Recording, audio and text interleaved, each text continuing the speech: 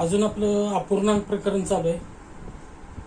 अपूर्णांक प्रकरणामध्ये आपण पहिला पार्ट बघितला, व्यवहारी अपूर्णांक.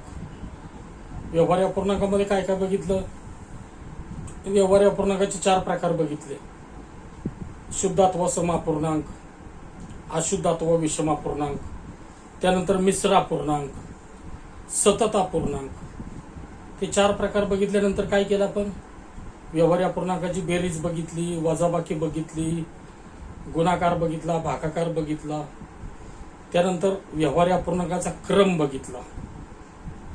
मोठा अपूर्णांक कोणता, छोटा अपूर्णांक कोणता, हे बघितलं व्यवहारी अपूर्णांकामध्ये. त्यानंतर सरळ रूप देणं बघितलं, पदावली बघितली. हे झालं व्यवहारी अपूर्णांकाचं सगळं. आता पहिल्याच प्रकरणात, अपूर्णांक प्रकरणामध्ये, त्याच प्रकरणामध्ये दुसरा पार्ट दशांश अपूर्णांक. लिहून घ्या, दशांश अपूर्णांक.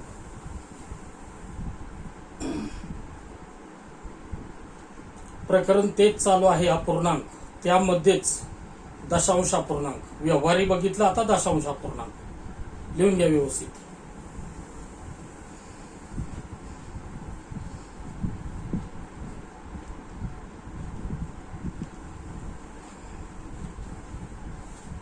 Decimal fraction. डेसिमल म्हणजे दशांश, फ्रॅक्शन म्हणजे अपूर्णांक. दशांश अपूर्णांक.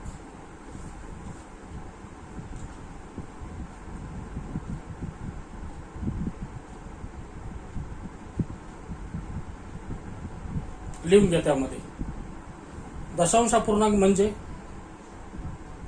दशांश अपूर्णांक म्हणजे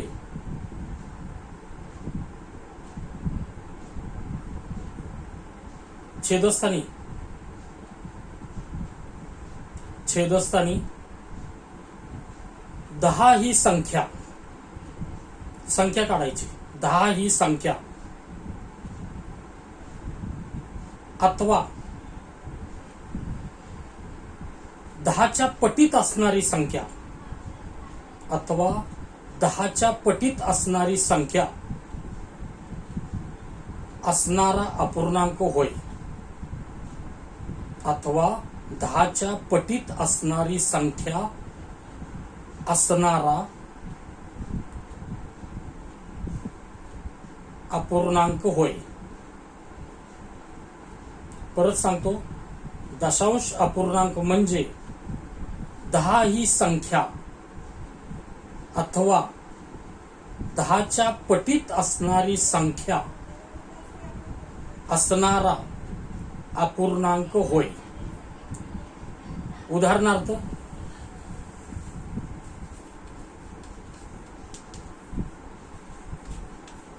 2/10,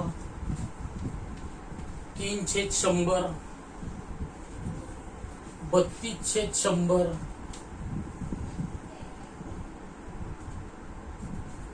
33/1000, 7/1000,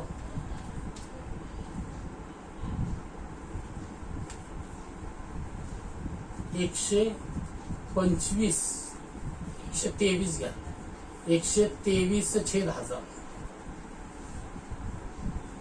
लिहून घ्या. उदाहरणार्थ 2/10, 3/100, 32/100, 33/1000, 7/1000, 123/1000.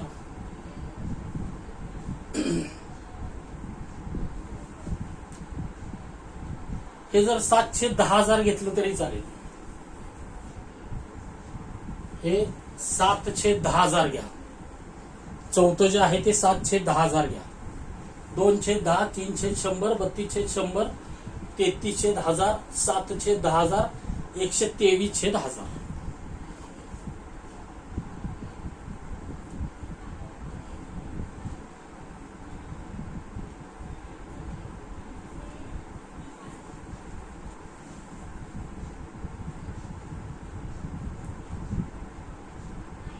त्याच्या खाली लिहा, परंतु दशांश अपूर्णांक, परंतु दशांश अपूर्णांक असा न दर्शविता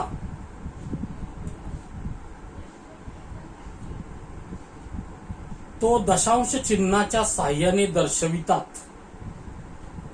तो दशांश चिन्हाच्या साह्याने दर्शवितात. तो दशांश चिन्हाच्या साह्याने दर्शवितात.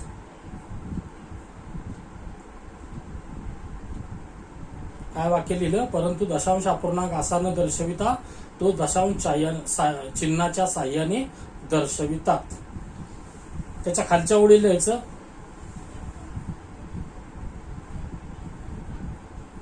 हे चिन्ह काढा, पॉइंट काढायचं. चिन्ह म्हणजे पॉइंट काढायचा.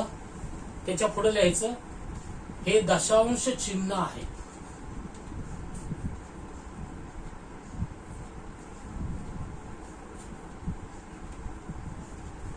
हे दशांश चिन्ह आहे. इंग्रजीमध्ये शब्द लिहा डेसिमल पॉइंट.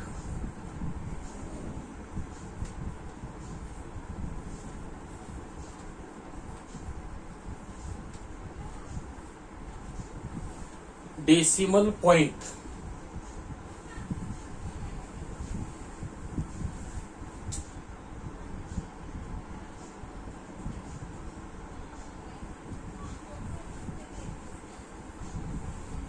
हे दशांश चिन्ह आहे. Decimal point. दशांश चिन्हाला इंग्रजीमध्ये म्हणायचं डेसिमल पॉइंट.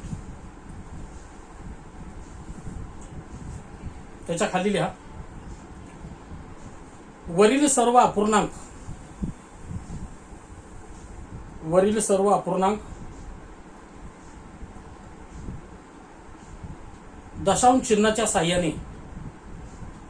वरील सर्व अपूर्णांक दशांश चिन्हाच्या साह्याने आपणास, दशांश चिन्हाच्या साह्याने आपणास अनुक्रमे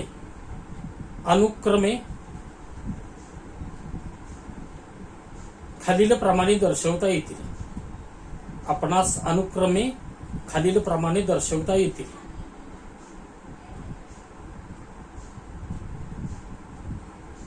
अनुक्रमे खालील प्रमाणे दर्शवता येतील. आता दशांश अपूर्णांक कसा दर्शवायचा? हा दशांश नाहीये, परंतु छेदस्थानी 10 अथवा 10च्या पटीत असणारी संख्या असणारा अपूर्णांक म्हणजे दशांश अपूर्णांक. पण तो असा मांडत नाहीत. हा झाला व्यवहारी. अंश आणि छेद असला की व्यवहारी झाला. परंतु 10च्या पटीत असणारी संख्या हा दशांश अपूर्णांक झाला. पण त्याला असं दर्शवत नाही. तो कसा दर्शवतात? दशांश चिन्हाच्या साह्याने दर्शवतात. तो कसा दर्शवायचा? छेदस्थानच्या एकावर जेवढी शून्य आहेत, छेदस्थानच्या एकावर जेवढी शून्य आहेत तेवढी स्थळं दशांश चिन्हाच्या उजव्या बाजूला आली पाहिजेत. तेवढी स्थळं दशांश चिन्हाच्या उजव्या बाजूला आली पाहिजेत. किती स्थळं? एकावर जेवढी शून्य आहेत तेवढी स्थळं. आणि त्याच्यामध्ये अंशस्थानच्या संख्येचा समावेश असला पाहिजे. त्याच्यामध्ये अंशस्थानच्या संख्येचा समावेश असला पाहिजे. म्हणजेच आपण हे कसं मांडू शकतो? एकावर किती शून्य आहेत? 1. आणि अंशस्थानची संख्या काय आहे? 2. ती पण आली पाहिजे उजव्या बाजूला. म्हणून ह्याचं दशांश रूप झालं 0.2. 0.2. इथं छेदस्थानच्या एकावर किती शून्य आहेत? 2 शून्य आहेत. 2 शून्य आहेत म्हणून उजव्या बाजूला 2 स्थळे आले पाहिजेत. आणि 2 स्थळं येऊन अंशस्थानच्या संख्येचा समावेश असला पाहिजे. मग ह्याला दशांश रूप तुम्ही कसं देणार? दशांश चिन्हाच्या उजव्या बाजूला 2 स्थळं आणि अंशस्थानच्या संख्येचा समावेश, 3 या संख्येचा समावेश, म्हणजे ह्याचं दशांश रूप कसं होणार आहे? 0.03. 0.03. 2 शून्य, 2 स्थळं, अंशस्थानची संख्या. आता इथं 2 शून्य आहेत आणि अंशस्थानी संख्या काय? 32. तिचा बी समावेश असला पाहिजे उजव्या बाजूला. उजव्या बाजूला 2 स्थळं असली पाहिजेत 2 शून्य असल्यामुळं. आणि 32 ही संख्या सुद्धा उजव्या बाजूला असली पाहिजे. म्हणजेच 0.32. ह्याचं कसं येणार आहे? एकावर 3 शून्य आहेत, उजव्या बाजूला 3 स्थळं असली पाहिजेत. आणि 33 ही संख्या सुद्धा उजव्या बाजूला असली पाहिजे. म्हणजेच 0.033. 0.033. आता 7/10,000 आहे. 7/10,000. एकावर 4 शून्य आहेत. उजव्या बाजूला 4 स्थळ आली पाहिजेत आणि त्याच्यात या संख्येचा समावेश सुद्धा असला पाहिजे. म्हणजेच 0.4 स्थळ म्हणजे 3 शून्य द्यावी लागणार. 0.0007 आली का 4 स्थळ. 4 शून्य आहेत म्हणून 4 स्थळ आली आणि अंशस्थांची संख्या पण आली. 123/1000. छेदस्थांच्या एकावर 3 शून्य आहेत आणि 123 संख्या पण उजव्या बाजूला आली पाहिजेत. म्हणजे ह्याचं दशांश रूप काय झालं. 0.123. 0.123 लिहून घ्या पटकन.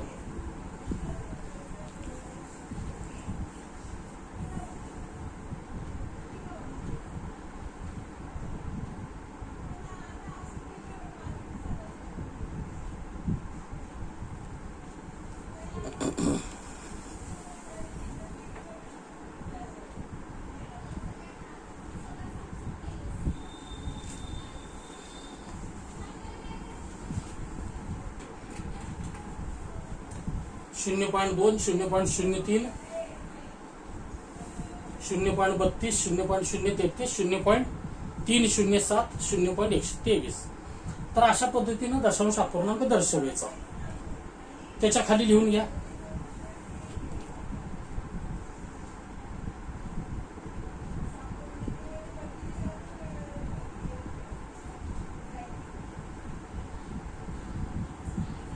दशांश चिन्हाच्या डाव्या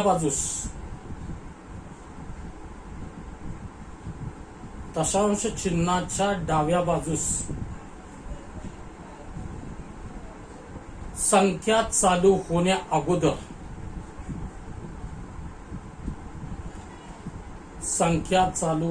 अगोदर येणाऱ्या शून्यास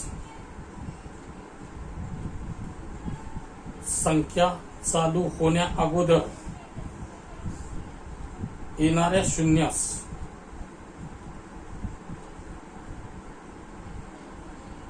आणि दशांश चिन्हाच्या उजव्या बाजूस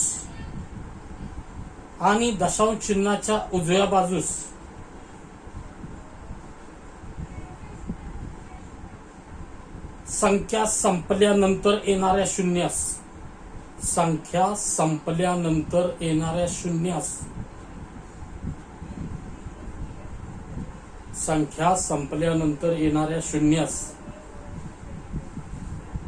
किंमत नसते.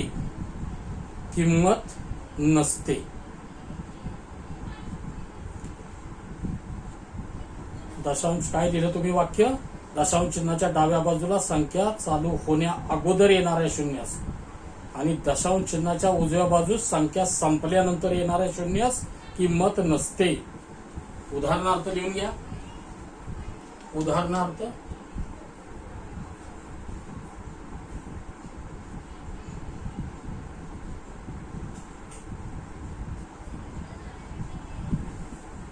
कोणत्या शून्याला किंमत नाही.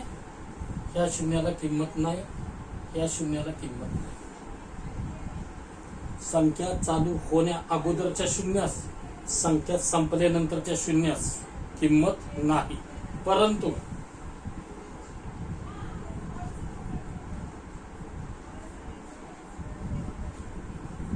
या शून्यांना किंमत आहे. या शून्यांना किंमत आहे. हे महत्वाचा पार्ट आहे. बेसिकल पार्ट आहे. या शून्यांना किंमत नाही आणि या शून्यांना किंमत आहे. लिहून घ्या पटकन. उदाहरणार्थ ह्या शून्यांना किंमत नाही आणि ह्या शून्यांना किंमत आहे.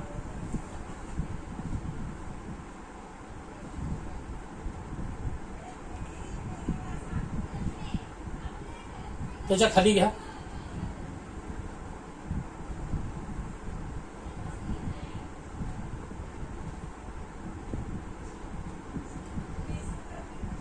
दशांश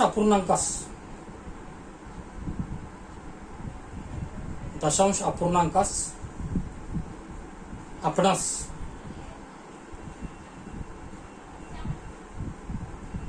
व्यवहारी अपूर्णांकाचे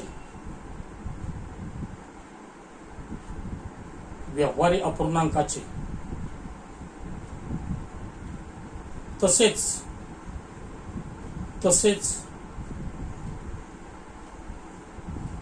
व्यवहारी अपूर्णांकास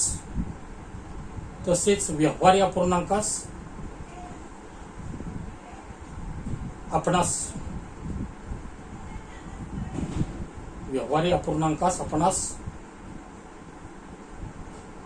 दशांश अपूर्णांकाचे रूप देता येते.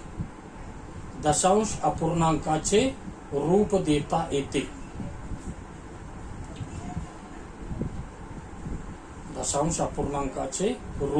येते. म्हणजे दशांशला आपण व्यवहारी बनवू शकतो किंवा व्यवहारीला आपण दशांश बनवू शकतो. तर दशांशला व्यवहारी कसं बनवायचं पहिल्यांदा बघूया, नंतर व्यवहारीला दशांश कसं बनवायचं नंतर बघू आपण. तर पहिल्यांदा दशांश अपूर्णांक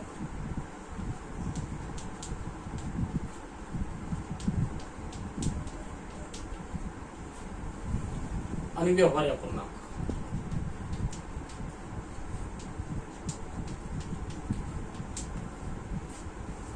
दशांश अपूर्णांक आणि व्यवहारी अपूर्णांक.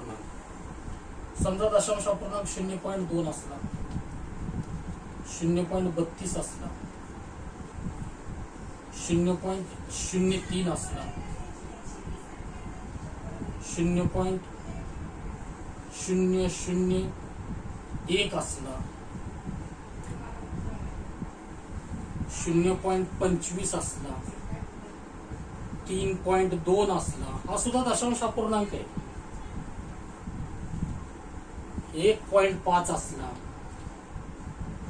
तर हे सगळे दशांश अपूर्णांक आहे. त्यांना व्यवहारी कसं बनवायचं पहिल्यांदा बघूया. 0.2, 0.32, 0.03.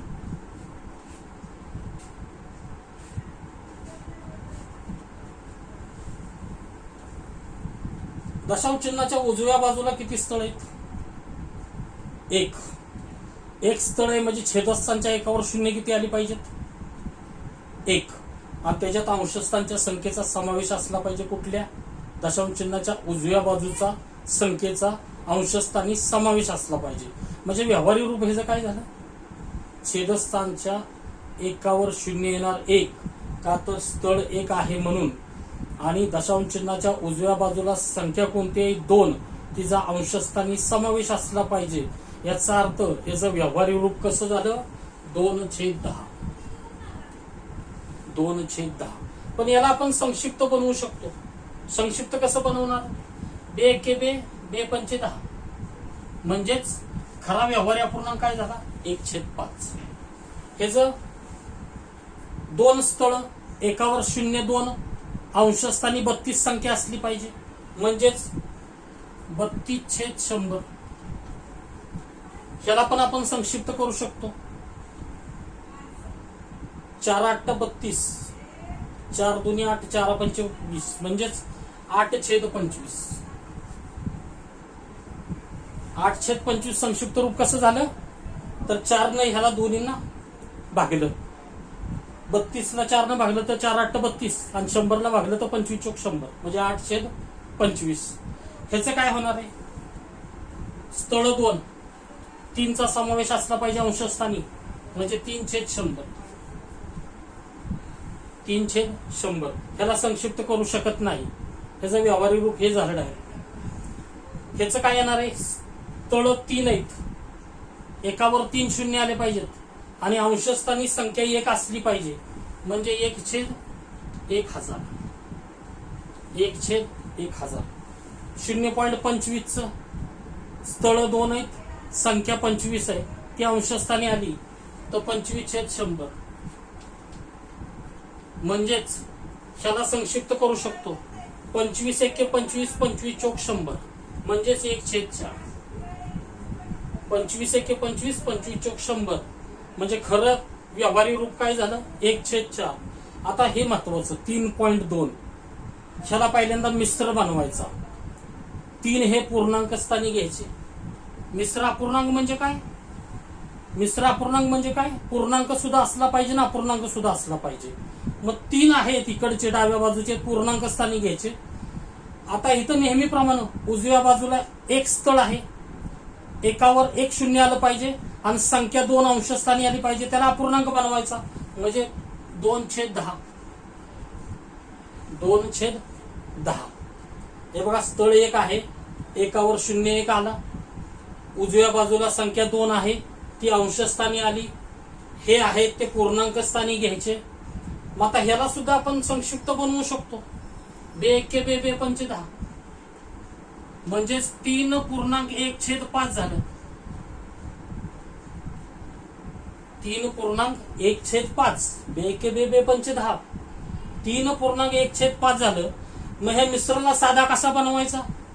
पूर्णांकानं छेदाला गुणायचं, त्या गुणाकाराच्या उत्तरात अंश मिळवायचा.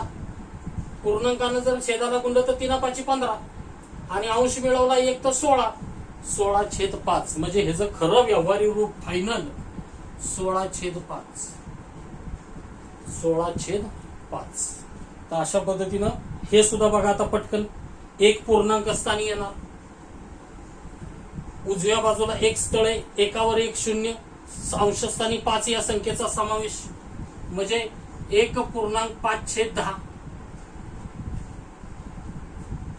हे सुद्धा संक्षिप्त केलं तर 5 × 5 = 5, 2 = 10 म्हणजेच 1.1/2. आणि ह्यालाच आपण साधं केलं तर पूर्णांकानं छेदाला गुणलं तर 2 बे, ह्या गुणाकारात अंश मिळवायचा. 2चा गुणाकार 2 अधिक 1 3, 3/2. 3/2. तर अशा पद्धतीनं दशांशला व्यवहारी बनवायचं. पटकन स्क्रीनशॉट घ्या पटकन.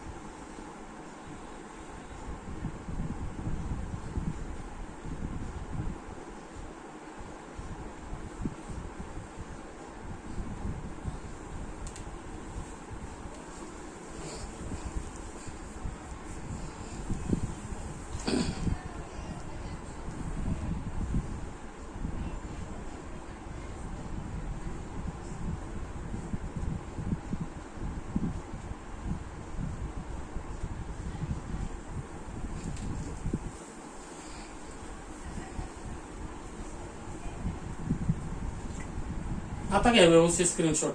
ते स्क्रीन मगाशी ऍडजस्ट होत नव्हता, मी जरा ऍडजस्ट केलाय. आता स्क्रीनशॉट व्यवस्थित येईल बघा. परत घ्या वाटल्यास, व्यवस्थित घ्या. हे खालचं येत नव्हतं त्याच्यात, आता येईल बघा व्यवस्थित.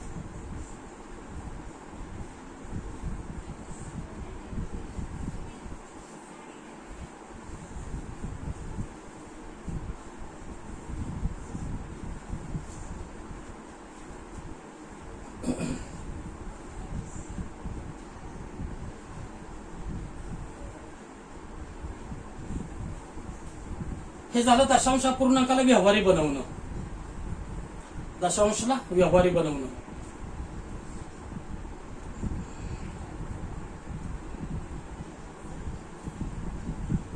आता व्यवहारीला दशांश कसं बनवायचं बघूया आपण. व्यवहारीला दशांश कसं बनवायचं.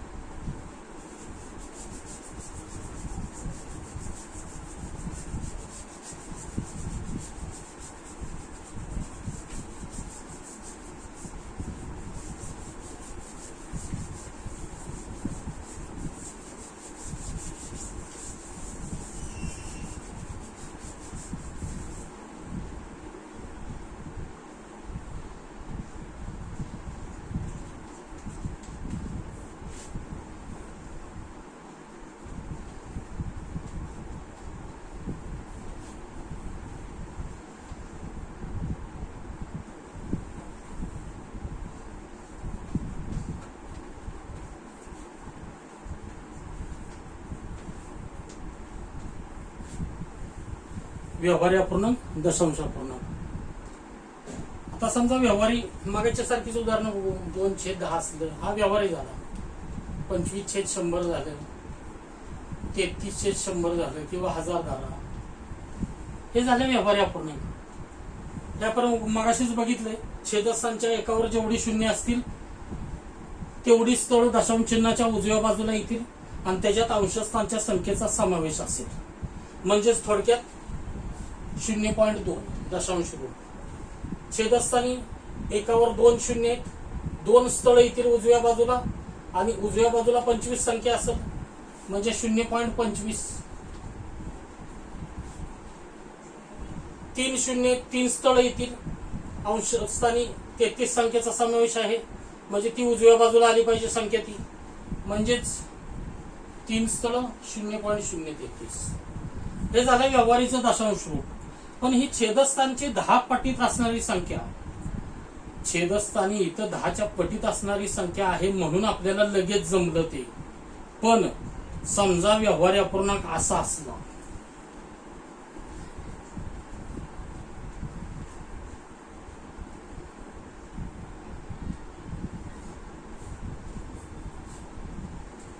तीन छेद 5 असला, 3/8 असला, 7/8 असला, 27/5 असला,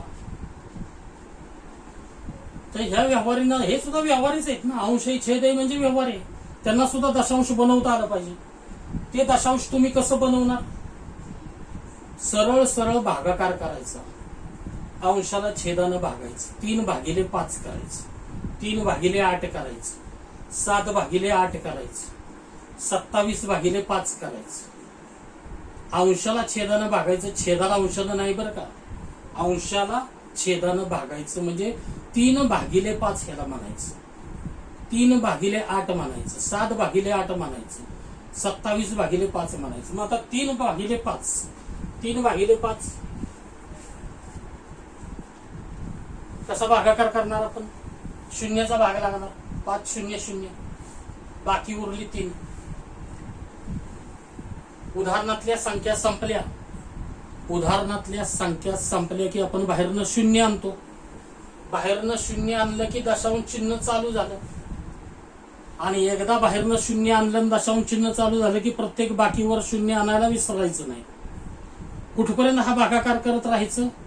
3 अथवा 4 दशांश स्थळापर्यंत, नंतर सोडून द्यायचं. बाकी 0 उरली तर चांगलीच आहे, पण नाही उरली तर कुठपर्यंत जायचं? 3 अथवा 4 दशांश स्थळापर्यंत, तुम्हाला जसा उत्तरात पर्याय असेल तसं. तर आता इथं बाहेरनं 0 आणलं, दशांश चिन्ह दिलं, 5 × 30,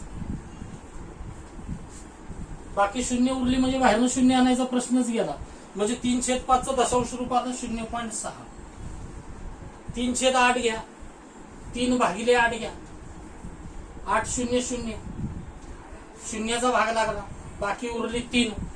3वर बाहेरनं आणलं 0, दशांश चिन्ह चालू, 8 त्रिक 24, बाकी उरली 6. आता मी सांगितलं तुम्हाला, एकदा 0 आणलं दशांश चिन्ह दिलं की प्रत्येक बाकीवर 0 आणायला विसरायचं नाही. इथं 0 आणलं, एकदा दशांश चिन्ह दिलंय त्याचा प्रश्न संपला, पण प्रत्येक बाकीवर बाहेरनं 0 आणायचं. 8 7 56, बाकी उरली 4, त्याच्यावर बी 0 आणा. 8 5 40, बाकी उरली 0. इथं भागाकारच संपला, आता बाहेरनं 0 आणायची काही गरज नाही. दशांश रूप काय झालं? 3/8 0.375, 0.375. 7/8 7/8 म्हणजे 7/8, 7/8, 8 0 0, बाकी उरली 7. 7वर 0 बाहेर आणलं, दशांश चिन्ह चालू केलं, 8 8 64, बाकी उरली 6. बाहेरनं 0 आणलं, 8 7 56, बाकी उरली 4. बाहेरनं 0 आणलं, 8 5 40, बाकी उरली 0. इथं भागाकार संपला. जर इथं बाकी उरली असती तर बाहेरनं 0 आणलं असतं आणि सोडून दिला असता भागाकार. 4 दशांश स्थळापर्यंत करा जास्तीत जास्त, तुम्हाला पर्याय कसा असेल तसं. तर ह्याचं दशांश रूप काय झालं 0.875. 27/5 27/5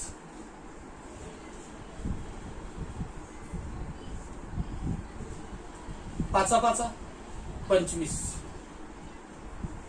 बाकी उरली 2. गणितातल्या संख्या संपल्यावरच बाहेरनं शून्य आणायचं बरं का. गणितातल्या संख्या संपल्यावर समजा इथं संख्या असती तर ह्या बाकीवर पहिल्यांदा संख्या आणली असती नंतर शून्य आणलं असतं. साध्या साध्या गोष्टी लक्षात घ्या. जर इथं 27च्या पुढे संख्या असती तर ती एकच संख्या इथं बाकीवर आणली असती. मग कितीचाही भाग लागू शून्याचा नाही तर काय, पण एकच संख्या आणायची आणि नंतर जे बाकी उरल त्याच्यावरनं शून्य आणायला सुरुवात करायचं, दशांश चिन्ह द्यायचं. तर ह्या बेसिकल गोष्टी लक्षात घ्या. आता इथं 2 वर बाहेरनं शून्य आणावं लागेल. दशांश चिन्ह चालू झालं. 5×20 बाकी उरली 0 म्हणजे 27/5 दशांश रूप काय आलं 5.4. 5.4. तर अशा पद्धतीने व्यवहारीला आपण दशांश बनवू शकतो. आणि समजा मिश्र दिला तर ह्यो जो व्यवहारी अपूर्णांक आहे तो मिश्र दिला तरी त्याला आपण दशांश बनवू शकतो. समजा 3.1/2 आलं. 3.1/2 आलं. तर ह्याला काय करा पहिल्यांदा साधा बनवा. 3 दुनी 6 आणि 1 7/2. 3 दुनी 6 आधी साधा बनवा. मिश्रला साधा बनवा. 3 दुनी 6 6 आणि 1 7/2. 7/2 आणि मग 7/2 ला भागाकार करून दशांश बनवा. आता 7/2 म्हणजे 7च्या निम्म. 7च्या निम्म म्हणजे भागाकार काय येणार आहे 3.5. 3.5 3.5 किंवा 7/2 करा. 2×6 बाकी उरली 1 एकावरनं बाहेरनं शून्य आलं तर 2×5 10 म्हणजे 3.5 उत्तर येणार आहे. तर अशा पद्धतीने व्यवहारीला दशांश बनवायचं. घ्या पटकन स्क्रीनशॉट.